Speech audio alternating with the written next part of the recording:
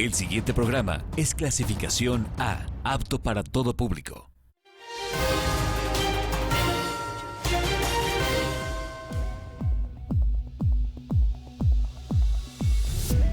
Estamos llegando al final de un año atípico en lo económico y de una efímera recuperación que se ve ensombrecida por los aires de una nueva recesión.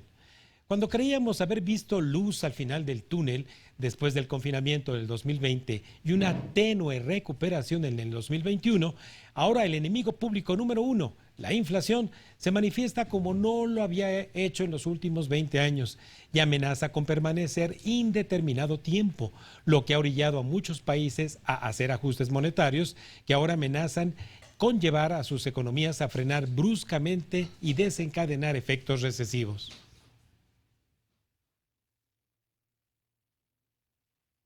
Y para evaluar cómo se encuentra la economía mexicana en este escenario, es que lo vamos a hacer de la mano de dos líderes de opinión que usted ya conoce, el doctor José Luis de la Cruz Gallegos, director del Instituto para el Desarrollo Industrial y Crecimiento, y al maestro Pedro Tello Villagrán, analista económico y consultor empresarial, una super mesa de análisis. Muy buenas noches, José Luis, y muy buenas noches, Pedro. Muy buenas noches, Raimundo, buenas noches. Amigos míos, bueno, pues les agradezco muchísimo porque qué mejor que escucharlo de la voz de ustedes, el saber cómo se encuentran las entrañas de nuestra economía, sobre todo cuando hemos pasado en estos días por el informe trimestral del Banco de México, los resultados de la encuesta de arranque del mes de diciembre, a los consultores de economía que evalúa el Banco de México, y bueno, cómo se encuentran estas expectativas en el marco, sobre todo, de los resultados de hoy de la inversión fija bruta, mi querido José Luis. Bueno, yo creo que en esencia lo que tenemos es una serie de elementos que nos plantean un claroscuro. ¿A qué me refiero? Por un lado, sí habría que considerarlo, entre los meses de julio y octubre se han observado cifras de crecimiento económico atípicas, probablemente poco esperadas, en donde durante algunos meses hemos observado crecimientos que superan el 4% y muchos de ellos vinculados a un repunte igualmente inesperado de lo que se conoce como el sector servicios, fundamentalmente el más vinculado al mercado interno, en donde el comercio al por mayor, el comercio al por menor, los transportes y los servicios de alojamiento tuvieron crecimientos realmente considerables. Entonces tenemos un repunte en la actividad económica que al mismo tiempo convive con otros aspectos no tan favorables.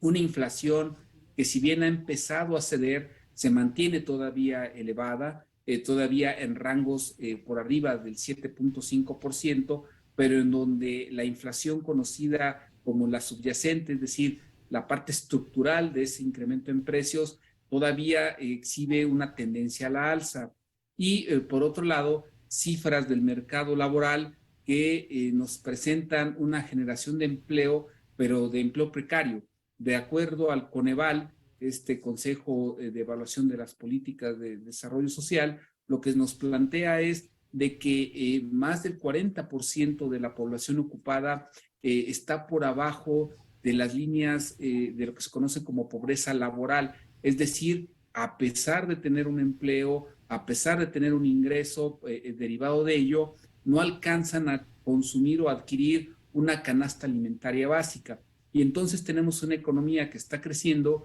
que está generando empleo, pero que lo hace de manera precaria y que además se enfrenta a las presiones de precios, sobre todo en la parte alimentaria.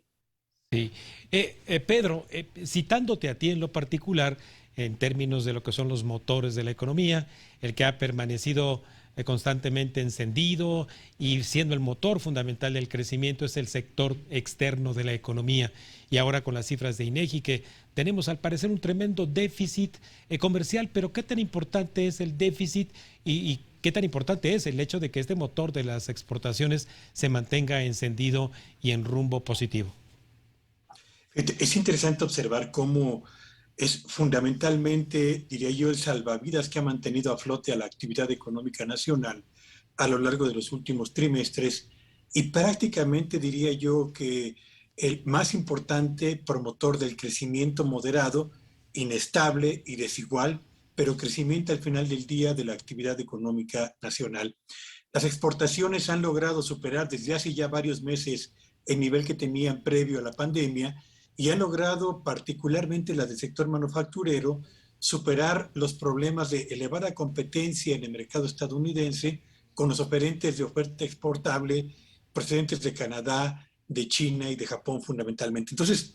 tenemos afortunadamente un sector exportador robusto y sólido hasta este momento, encabezado por la industria automotriz, por la industria electrónica, evidentemente por la industria maquiladora también, y un sector de oferentes o proveedores directos e indirectos de la industria maquiladora, la mayor parte de ellos extranjeros, pero con presencia creciente, afortunadamente, de proveedores nacionales, que se han visto beneficiados por este crecimiento de la actividad exportadora y consecuentemente se han convertido en el más importante pilar del avance de la economía mexicana. Pero no hay economía, Raimundo y quienes nos escuchan, que pueda mantener el crecimiento de su actividad productiva a partir del funcionamiento de un solo motor. Y yo creo que quienes festinan, como lo han venido haciendo en las últimas semanas, el avance durante 4 trimestres consecutivos de la producción nacional de bienes y servicios en el territorio nacional, señalando que estamos ya en ruta de recuperación sostenida de la actividad económica y que cerraremos 2022 con un crecimiento que será equivalente al doble al que hace unos cuantos meses estaban esperando la mayor parte de los analistas del sector privado, se equivocan en su enfoque porque tendrían que tomar en cuenta que para que el crecimiento de un país efectivamente acumule los atributos que en materia de calidad requiere para reducir los niveles de pobreza que José Luis ha comentado ya que van en aumento,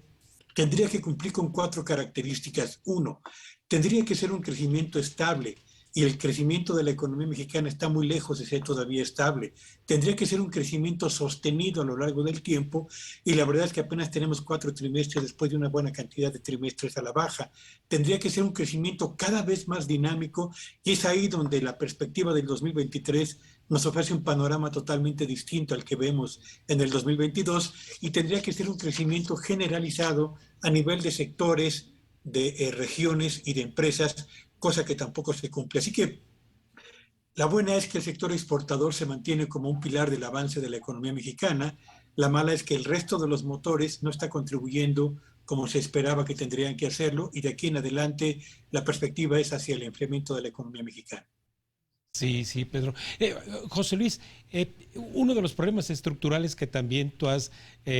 señalado reiteradamente es la baja contribución de valor agregado que tiene obviamente no solo el sector exportador, sino en conjunto toda la economía. ¿Qué tanto esto hacia el 2023 pudiera cambiar o permaneceremos ahí en esa inercia desafortunada del bajo valor agregado? Bueno, yo creo que aquí habría que considerar en dónde se encuentran estos elementos que son un ancla para evitar un mayor incremento en la generación de crecimiento y de lo que viene detrás de ello, que es el valor agregado. Por un lado está el propio sector público. Si nosotros revisamos las cifras macroeconómicas del sector público en sus 3 niveles de gobierno, lo que vamos a ver es que es ahí en donde se tiene ya ni siquiera una tasa de crecimiento promedio positiva, sino negativa. Es decir, el sector público federal, estatal y municipal enfrenta severas dificultades para poder trasladar el recurso que eroga, es decir, el presupuesto que ejerce, ya sea de inversión física o gasto corriente, poder trasladar eso en la creación de valor, es decir, en impulsar las capacidades de transformación. Y eso en el corto plazo no va a modificarse. El otro gran lastre que tenemos para aumentar ese valor agregado se encuentra en las actividades económicas vinculadas con la informalidad. Y ahí tenemos, lamentablemente, a una gran cantidad de micronegocios, de pequeñas empresas, que si bien en cantidad son las que generan la mayor proporción de empleo, también el problema es de que al ser actividades de poca productividad, de poca capacidad transformadora, pues entonces tienen escasas posibilidades de poder pagar mejor. Y eso en 2023 va a seguir existiendo. Y a esto se le va a agregar el desafío que va a representar, la desaceleración económica del motor de crecimiento al que Pedro hacía referencia. Sí. Ese motor de crecimiento que eran las exportaciones normalmente están vinculadas a grandes empresas y algunas medianas. Cuando eso se frene, lo que vamos a observar desde mi punto de vista en 2023 es que estos elementos de bajo valor agregado que he mencionado van a tener poco apoyo del sector exportador, que va a comenzar a frenarse por la desaceleración de las exportaciones, porque en el mercado de Estados Unidos y en menor medida en nuestro otro gran socio comercial, que es la Unión Europea, pues lo que existen son vientos o de desaceleración, o en el caso de Europa, vientos de una muy clara recesión. Sí, y ahí es donde, mi querido Pedro, obviamente, sin entrar a las entrañas de lo que es la recesión, se ve y se lee en indicadores como el día de ayer, que es el indicador de confianza del consumidor, en donde esta evaluación que se hace a través de 5 interesantes rubros acerca de la situación económica actual de las familias, la situación económica, cómo la veas en los próximos 12 meses, la del país. ¿Cuál fue la lectura que tú hiciste el día de ayer, mi querido Pedro? Fíjate que el indicador de confianza del consumidor mexicano cerró el mes de noviembre con un repunte tras haber registrado un importante descenso en el mes de octubre. Pero vale la pena destacar, Raimundo, y para quienes nos escuchan, que este indicador, la confianza del consumidor,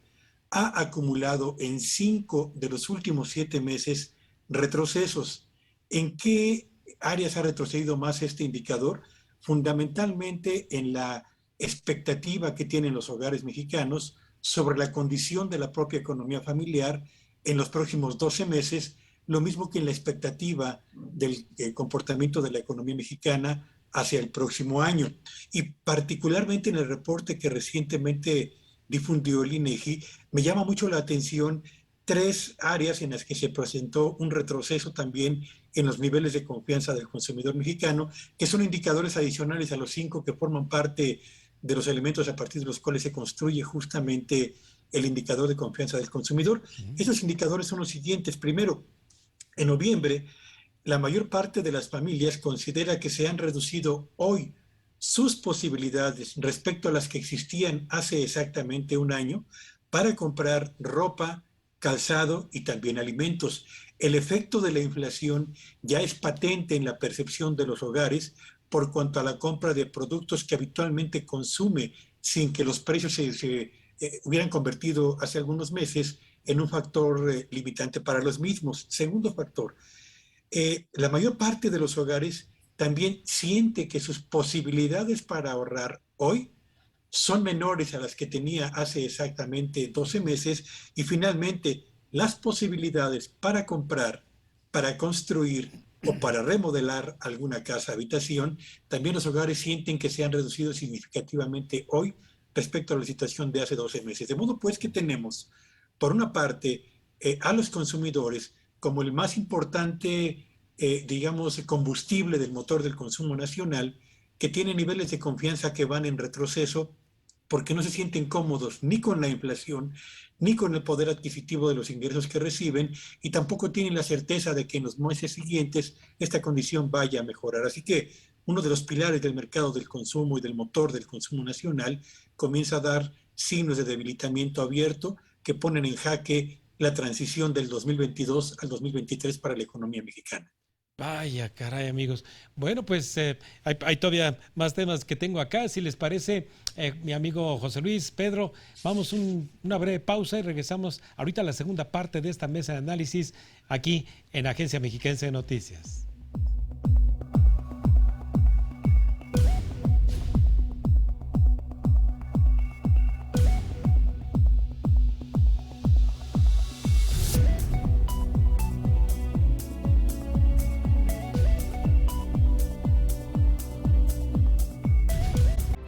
Estás viendo Cuentas Claras con Raimundo Tenorio.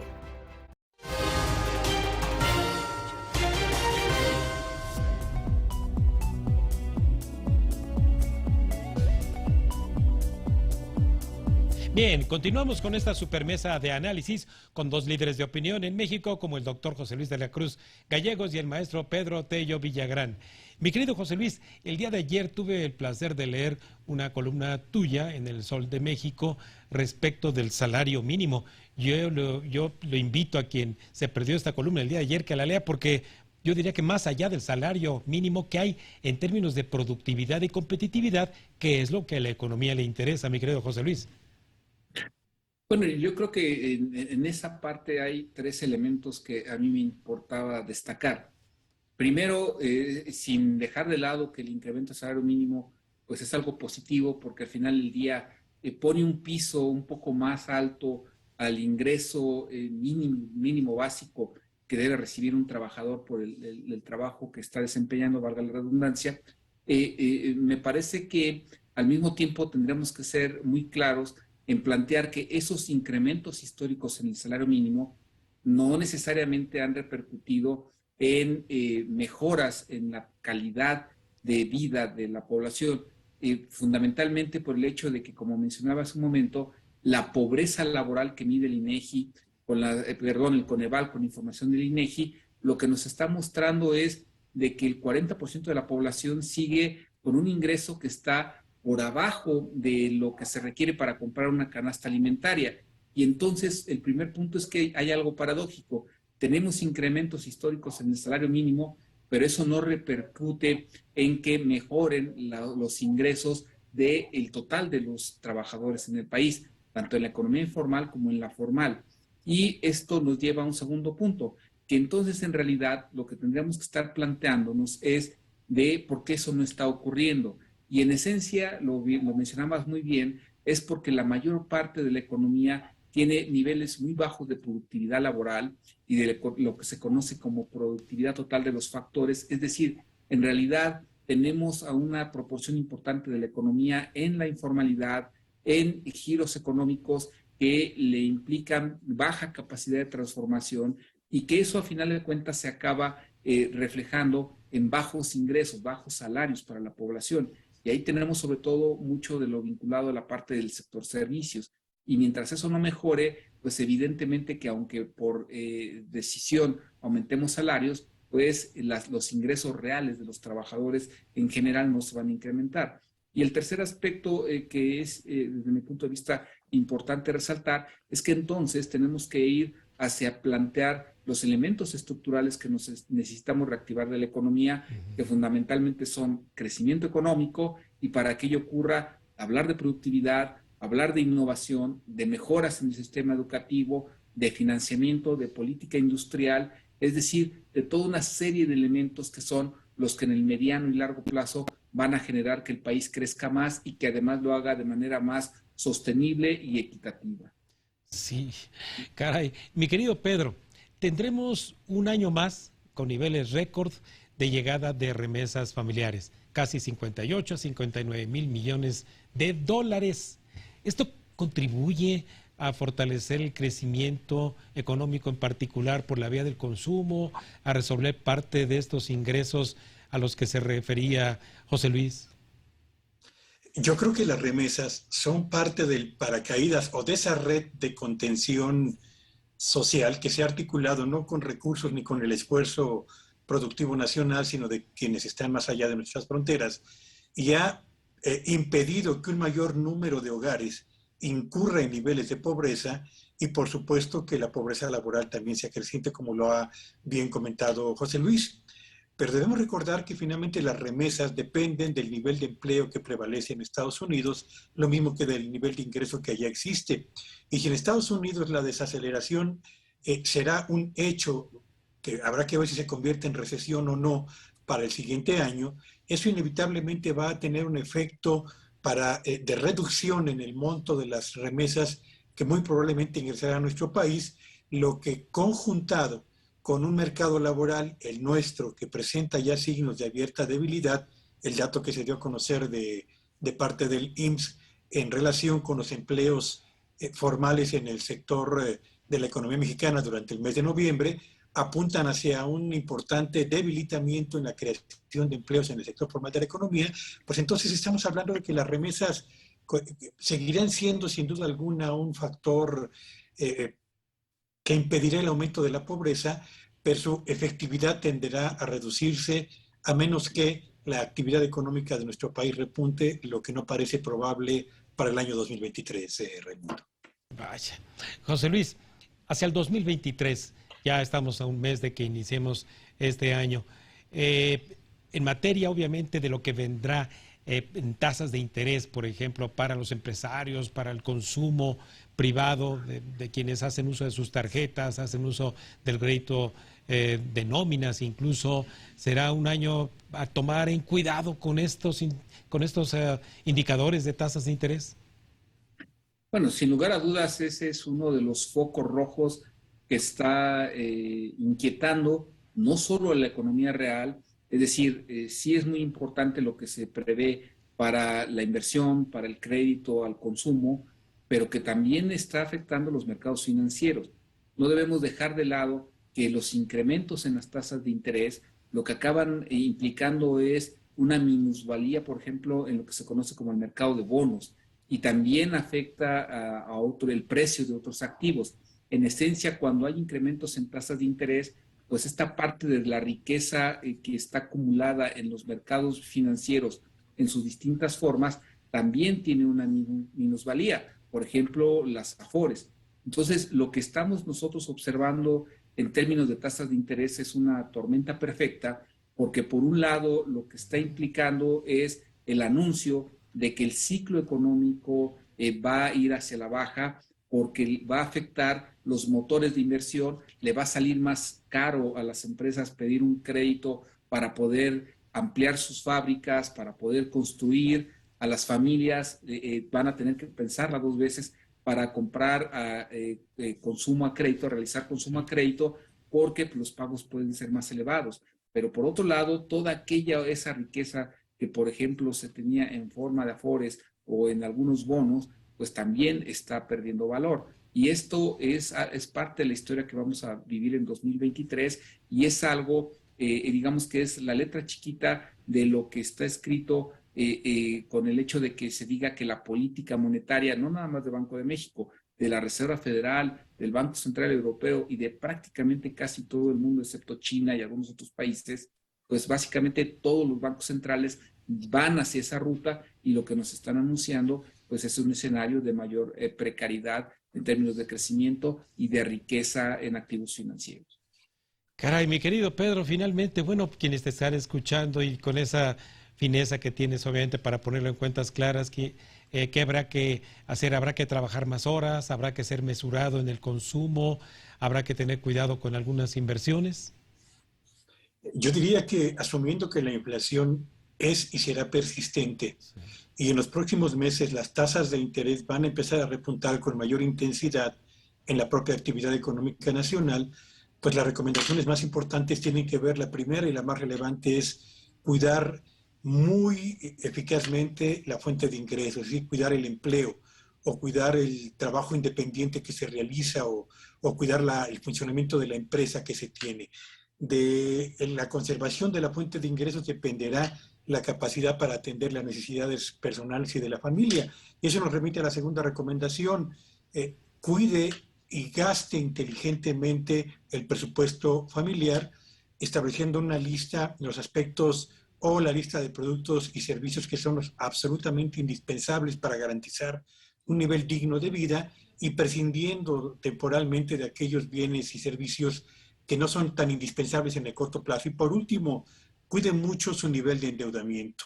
En tarjetas de crédito, lo mismo que en crédito automotriz o en crédito de vivienda, crédito personal o crédito de nómina, y en el crédito de las empresas, hay una tendencia evidente al aumento en el costo del financiamiento.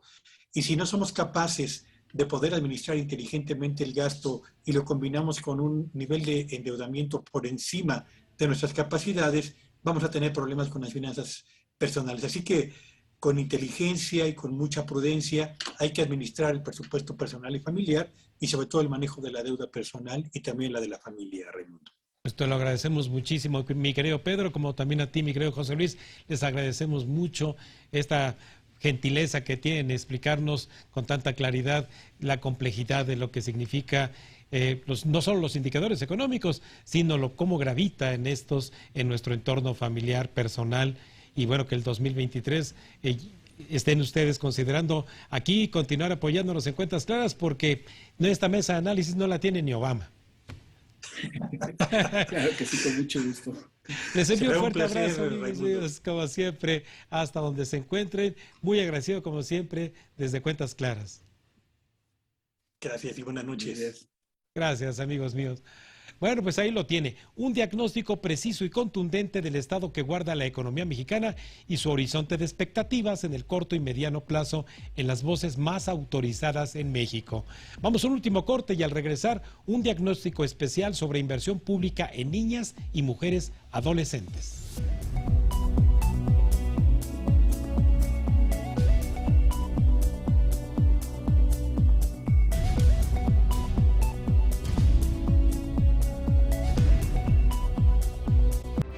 Estás viendo Cuentas Claras con Raimundo Tenorio.